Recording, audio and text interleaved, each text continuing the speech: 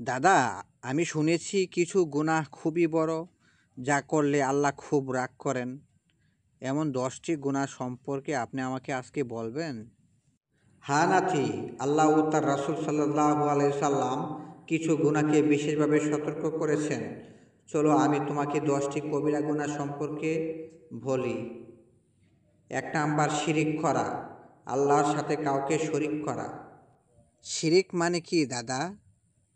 আল্লাহ ছাড়া অন্য কাউকে ইবাদতের যোগ্য মনে করা, যেমন মূর্তি পূজা বা নবী রাসূলদের ও অলিদের আল্লাহর সমতুল্য ভাবা, এটা সবচেয়ে বড় গুনাহ।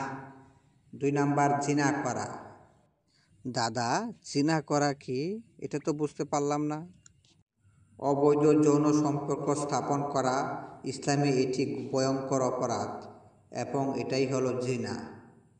3 নাম্বার হত্যা করা।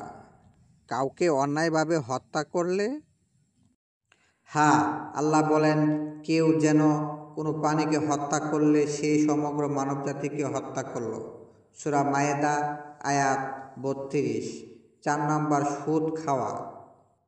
সুদ তো সবাই খায় দাদা, কিন্তু আল্লাহ ও রাসূল সাল্লাল্লাহু আলাইহি সাল্লাম সুদখোরকে যুদ্ধের ঘোষণার হুমকি দিয়েছেন। সূরা আল বাকারা আয়াত 275।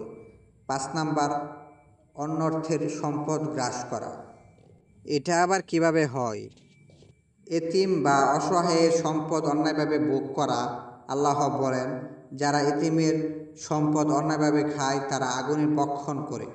সূরা আল নিসা আয়াত 10। দাদা, জুয়া খেলা, লটারি বা কার্ড গেমও কি জুয়া খেলা? হ্যাঁ, যে কোনো খেলায় অর্থ বা সম্পদের ঝুঁকি পড়ে তাই হারাম।